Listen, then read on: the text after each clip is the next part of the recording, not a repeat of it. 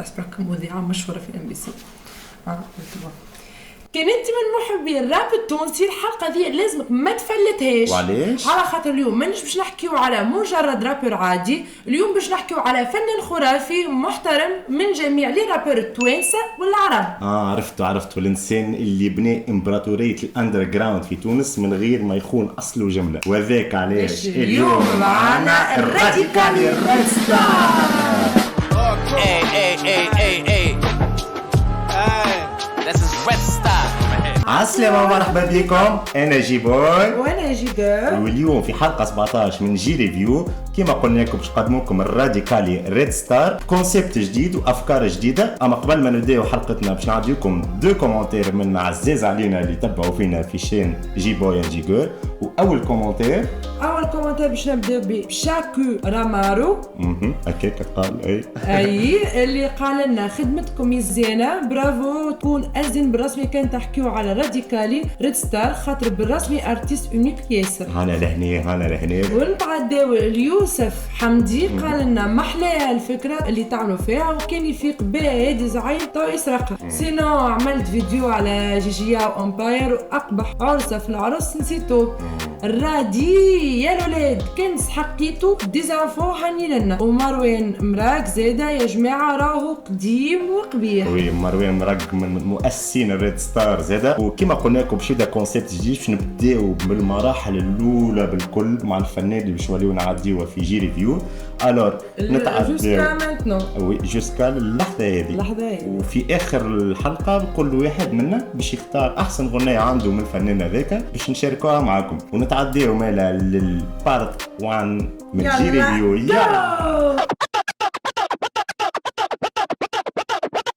في 21 ماي 1982 وبالتحديد في سوسة تونس تولد أيمن بن عمر. وي أيمن بن عمر اللي أسس ريد ستار في عام 2009 واللي كان فيه وقتها جيجيا ومروان مراك وكيركوز ارتيست أخرين من سوسة وتصنع معاه اسم الراديكالي.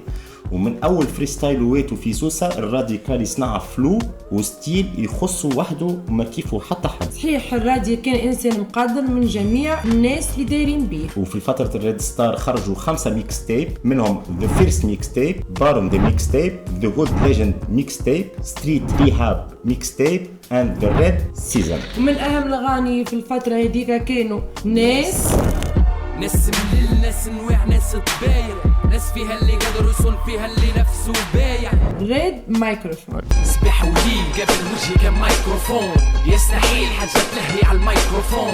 ومن هنا بالرسمي بدات أسطورة الراب التونسي الرادي. وفي 2013 زاد اسم جديد للراديكالي وهو الصعلوك.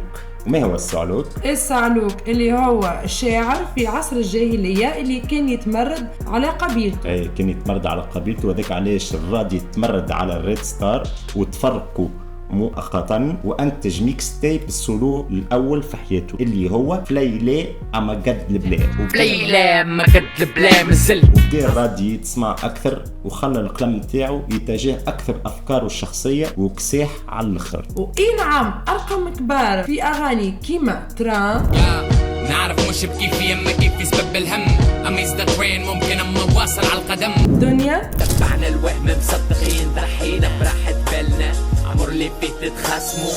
وتعبد شابر كل ودك في وقت الزما والشحة وين اللي ترمت وذنك باش ما تنحى. نعم تأبد شرم هو زاد شاعر وفارس جاهلي صعلوك. هذاك علاش قاعد يتبع في فكرة انه يكون صعلوك انه يكون منشق على القبيلة نتاعو واللي يوريك الراديو قوة الريسيرش نتاعو كيفاه يفركس على حاجات تشبه له اللي هو في العصر الجاهلي. برودكسيون برو، كلمات تمس العباد الكل. الراديو نجح وتغرموا بيه برشا عباد. ونتعداو مالا للبارت 3. يلا وبدأت فترة الجولدن ايج في عصر الراديكالي. في 2014 الرادي عمل ألبوم سولو اسمه No Pain No Gain. وي No Pain No Gain كان فيه دي هيت كيما بوليكا. وعدي كل خطاك مني كيف ابقى مقود كلام مجدود سبك سني. وزاد في 2015 2015 اللي هو كان عامه بنجاح اللي أصدر فيه ألبوم أوس اللي هو بمثابة إرث لوالده. وي نلقاو فيه أغاني بملايين الفيوز كيما ليتر تو ماي سان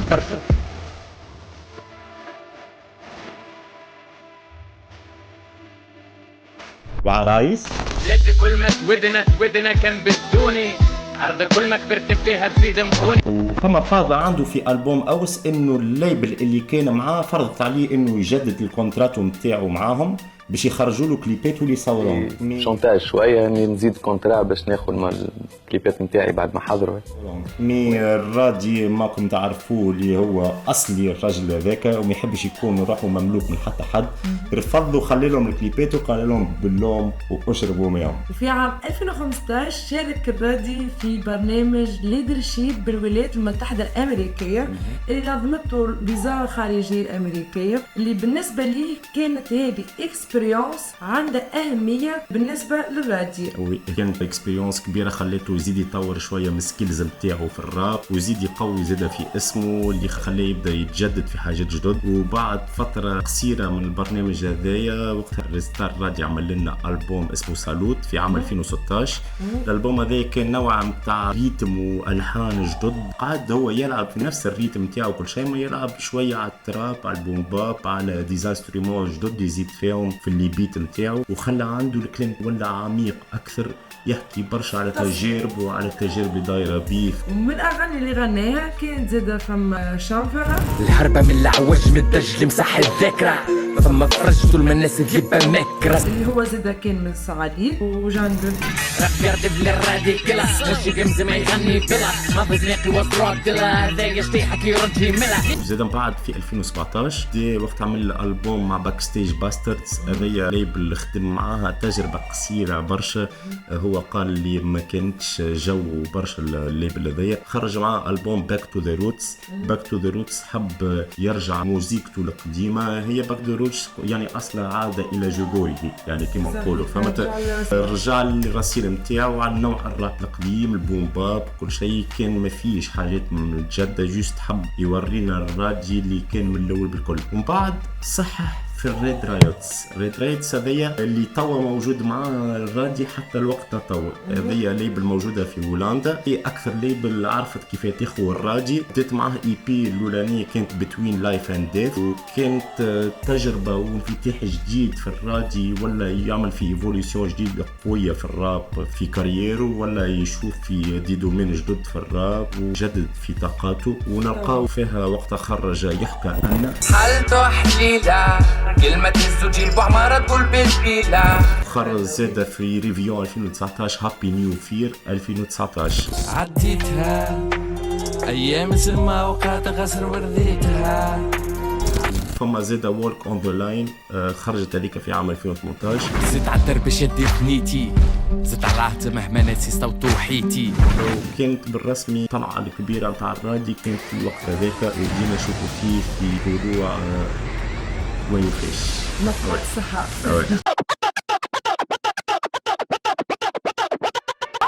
صح الرادي مسيرته الصلوع عاود شاف ديفيزيون جديدة للموسيقى، وفي عام 2020 لانسا الشين الرسمية. وي الرادي ولا يجمع ما بينات برشا ستيلات نتاع الراب، وبدا يوري بالرسمي في كسوحيته انه على الاولد سكول ينجم يلعب على برشا موزيكات. ولهنا في اي بي خرافة اللي خرجت على الريد ستار رينا دي كولابوراسيون جدد على جروب الريد ستار يعني اون جينيرال، وكيما رينا جنجون اللي كانت وقتها في مغنية ايش مازال وكلاتنا الايام وتعبى قلب بوجاي عزمان الراجة فيه يتلم، كان القهر الدهر ما يدوم سوايع. كانت وقتها مع جيجيا والرادي في ريد ستار اللي وصلت فوق 100 مليون فيوز. في نفس الوقت خرج لنا غنيات في اي بي كورونا فايبس كيما شفنا في بري، ولا الغنية اللي تفسخت شي بيبتي وعشيرتي وزديني اللي نزاد لي بيها كملت تصويرتي اللي رجعها كوفر ب3 شهور. وفي ألبوم زاد من بعد صنع بسحر نلقاهم زاد فما دي كولابوراسيون اخرين كيما ام سي ارتيزان وكيما حسين جونيور وكيما سهيل، يعني برشا انواع نتاع موزيكا برشا ستيلات نتاع راب، يخلينا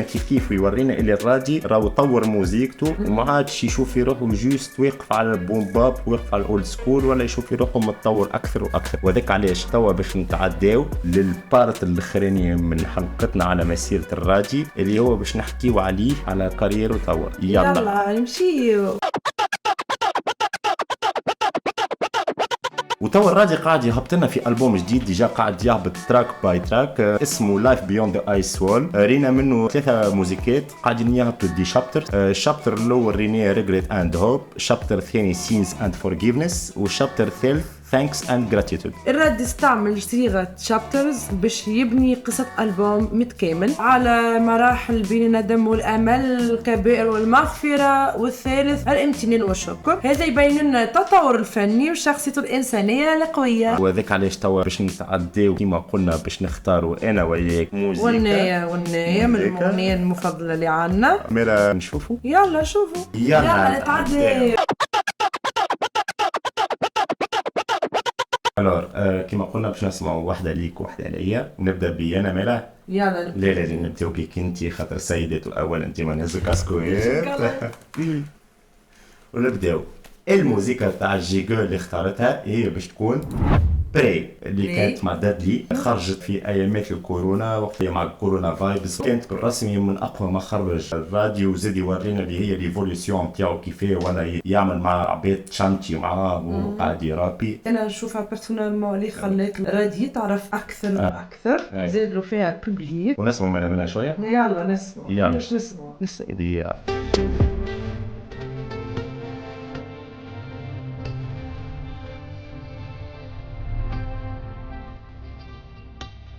ياو باش نسمعوا الراديكالي الريد ستار. هاي نمشيو. يلا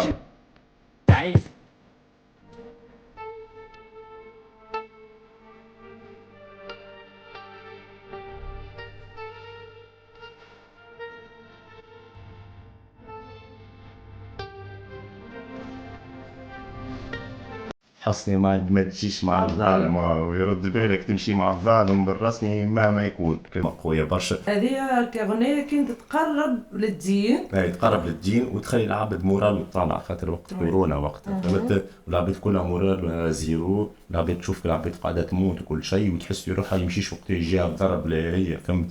تشوف فيها العبد. الأغنية هذه كلها تفاؤل. كلها تفاؤل. صلي هي بري يعني صلي خاطر بالرسمي الصلاة هي أكثر حاجة تهدي لك روحك وتخليك مرتاح. هيك علاش ضربت على الآخر. كانت في وقت على الآخر عرفت وقت هبطتها. زيدوا نسمعوا منها شوية.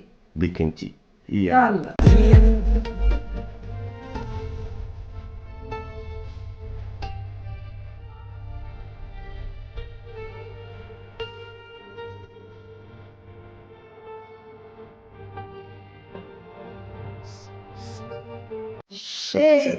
طبعا مرضي اسمع. شطحوا هذه كانت احسن اغنيه عند جيجو. هو عنده برشا اغنيات نحبهم اما انا كل صعوبه اخترت هذيا وانا نميل اكثر الاغنيه هذيا علاش اخترتها. توا نمشي للجي بوي. خلينا نسمعوا معاه باز اكثر جديد. انا في جديد انا حبيت نسمع العباد حاجه في جديد. هي شابتر 1 من الالبوم الاخراني. هو عمل فيها كليب ورانا فيها ولده أوس اللي بالرسمي كبرنا معاها. أوس اللي يقال عليه هو طفل محظوظ برشا على خاطر عنده بو كيما الراجي عمل له موسيقى وقتها كان عمره شهرين برك. خرج له ليتر تو ماي سان. وهو الراجي من اول عباد ربي اللي خلق نقولوا نحن الفازة متاع يغني لولده يغني لبنته. هو راجي كان من اول العباد اللي في تونس اللي نصائح اللي تجاوب الفكرة هذه. اعطى نصائح باش يكون بنفس الفكر بوه باش يوصل له فكرته كيف لازم يعيش. توا ولده عمره بريسك 10 سنين. عنده 10 سنين في ليتر تو ماي سان. نسمعوا شابتر 1 من الالبوم الجديد نتاع الراجي. يلا. كيف اللي تسمى لولو كان يبول في التراب كنت وقت فما فلوس وقت قدحة عالجند. واحد من الناس كنت مع دي دوق وسير مع دي لورد كنت يساو كنت مش نورمال هذيا بالرسم التكنيكات اللي فيها الكاليتي نتاع الموسيقى اقوى برشا من اللي كانت قبل، خاطر تو ولينا عاد استديوهات كاسحين ايماج كاسحه. جست حبيت نعرف فما الطفل الجديد هذاك ما عرفتش اسكو ولده الثاني، اسكو عنده ولده الثاني هو مانيش متاكد، اما فما طفل صغير بالكل من بعد تقلبت الايماج ولا اوس ورا اوس فهمت. اوس راهو على فكره عمل موسيقى فيت مع ابوه، يعني هبطوا موسيقى مع بعضهم كانت تنعديو الاغاني. وباللي عقلي قلي وباللي فساد نعيف، عرفت الدنيا علام والطباع توريث. وزيدوا نسمعوا زيادة من شابتر 1 مرة أخرى شوية. يلا كنت خيالة من قراني فيت العهد الصمت هند حسبوني براني عدو روحي والخلق يراني ماني شراني نعدي ناسي على شطير بنت. ماني شراني نعدي ناسي على شطير بنت. يا من البارول ابداع في البارول بالرسمي. الشاعر يقول لك هو تبع في الشعر الجاهلي، هو شاعر جاهلي اصيل. اي والله الراديكالي الكلمه اللي تقال عليه وي صالوك. هو ديجا انسان ياسر مثقف، ياسر يعمل في الريشيرش، ياسر بالرسمي. كل ما يهبط راي موسيقى ماهوش بلا شيء يعمل فيه، متعوب عليها الكتيبه، متعوب عليها على الاخر، يشوفش برشا. وابار صا ديما تلقى الرادي ديما عنده النبره ديما تاع البوم باب القديمه على اسامي قدم. هو ماخذ ديجا هو الفكره نتاعو في الراب وكل شيء ماخذ على الراب القديم الاولد سكول ما بين الثمانين والتسعينات. هو انسان هو رابر، نجمو نقولوا عليه انه رابر مثقف برشا واصيل برشا. هو فما انترفيو حكى فيه قال له ما كملش حتى من بعد الباك، اما قال لك وحده مثقف روحه فهمت. قال لك هو قراي اما ما ندخلش نقرا فهمت. هو قراي وما ندخلش نقرا. وي نتعداو من اخر الحلقه. يلا نتعداو لاخر الحلقه. مالوغيزمون لازم نتعداو. يلا كيما شفتوا هنا كان معانا الريد ستار الراديكالي الصالوك الكيسح على الاخر اللي نهض بالراب في سوسة، الفنان اللي تحدى بالرسمي برشا مواقف صعبة في حياته، ما طلعش بالاعلام، كان طلع اسمه وحده بالرسمي، كسر الحواجز كل اللي كانوا قدامه، كانت عنده عزيمة كبيرة برشا. من سوسة لأمستردام صنع أكثر من 150 موسيقى في كاريره، قصة متاع كيفاه وإبداع وبداية اسم يلمع الأخر في السماء متاع الراب التونسي والعربي زادا كدلي زادا في العربي. هو مثال الفن المستقل والإبداع كاريمون. صوت رسائله الصادقة ولحظاته اللي تمس القلب من داخل وأسلوبه المميز اللي جمع ما بين الأصالة والابتكار والابداع. واذا كنت بالرسمي من العشاق نتاع الرادي ما تنساش تقول رايك في الكومنتير، تقول لنا شنو احسن موسيقى عنده، تنجم تقول لنا شنو الحاجه اللي نحنا ما حكيناش فيها اللي انت تعرف عليه وبالرسمي تزيدها للعباد اللي يتبعوا فينا. وما تنسوش زاده باش تشيريوا الفيديو هذايا مع اصحابكم والعباد اللي تعرفوهم يسمعوا. ما تنسوش باش تعملوا ابوني وباش تنزلوا على الجرس كيفاه باش يوصلكم الجديد نتاع جي بوي جي جيرل، على خاطر الجاي راهو اكسح واكسح، وحكاية الرابورات والراب ماهيش باش توفى الجملة معانا على جي ريفيو. عمرنا ما باش توفى، ديما باش نجيبوكم جديد ولهنا ما بقى كان باش نقول لكم باي باي.